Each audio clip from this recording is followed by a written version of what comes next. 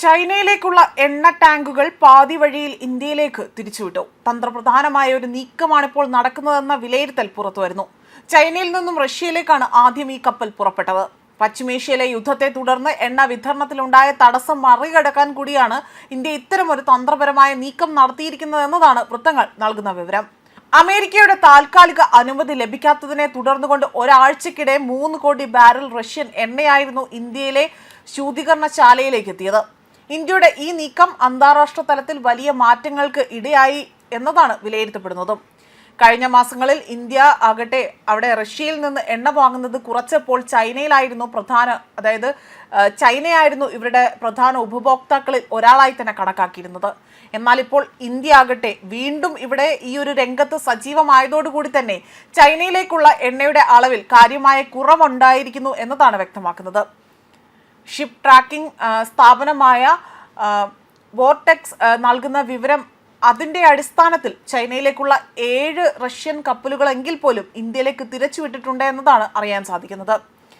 ജനുവരി അവസാനം വരെ ബാൾട്ടിക് കടലിലെ തുറമുഖത്ത് നിന്ന് എണ്ണ അവിടെ കയറ്റിയ അക്വ ടെറ്റാൻ ദക്ഷിണ ചൈന കടലിൽ വെച്ച് തന്നെ ഇന്ത്യയിലേക്ക് തിരിച്ചയച്ചതാണ് മറ്റൊരു കാര്യം.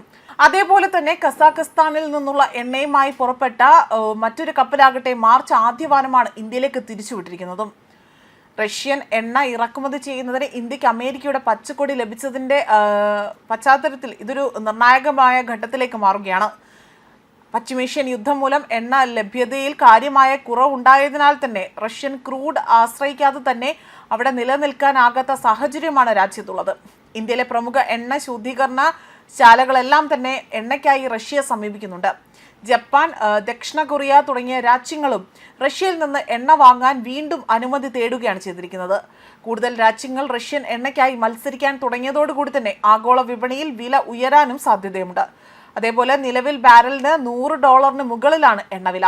ഇത് $200 വരെ ഉയരാമെന്ന ആശങ്കയും നിലനിൽക്കുകയാണ്.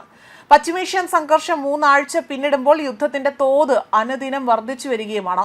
ഹോർമുസ് കടലിടുക്ക് അടച്ചതോടുകൂടി തന്നെ ഇത് ആഗോള തലത്തിൽ പോലും ഇന്ധന പ്രതിസന്ധി രൂക്ഷമാകാൻ കാരണമായിരിക്കുന്നു. പല രാജ്യങ്ങൾ പോലും ഇന്ധന പ്രതിസന്ധി മൂലം അവിടെ അടച്ചുപൂട്ടലിന്റെ വക്കിൽ എത്തി നിൽക്കുന്നത് വാർത്തകളടക്കം കഴിഞ്ഞ ദിവസമാണ് പുറത്തു വന്നത്. എന്നാൽ ഏറ്റവും ഒടുവിൽ പുറത്തു വരുന്ന ചില വാർത്തകൾ ഇങ്ങനെയായിരുന്നു. തടസ്സമൊന്നുമില്ല എന്നും ക്രൂഡ് ഓയിൽ വിൽക്കാൻ ഇറാന് US പച്ചക്കൊടി കാണിച്ചു എന്നതായിരുന്നു മറ്റൊരു കാര്യം.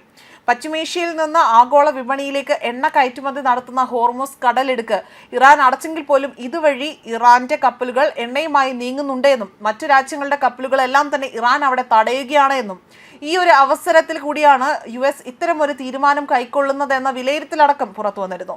വേറെ വഴിയൊന്നും തന്നെ തങ്ങളുടെ മുന്നിൽ ഇല്ല എന്നതിനാൽ തന്നെയാണ് ഇത്തരമൊരു അനുമതി ചെയ്യാൻ തങ്ങൾ ഒരുങ്ങിയതെന്നും ഇതിന് വഴങ്ങിയതെന്നും US വ്യക്തമാക്കുന്നു. രാജ്യാന്തര ക്രൂഡ് ഓയിൽ വില അവിടെ കത്തി ഉയരുന്നതിന്റെ ആഘാതം ഏറ്റവും അധികം നേരിടുന്ന രാജ്യങ്ങളിൽ ഒന്നായി തന്നെ US മാറുന്നതിനിടയിലാണ് അവർ ഇത്തരമൊരു സുപ്രധാനമായ തീരുമാനം കൈക്കൊണ്ടിരിക്കുന്നത്.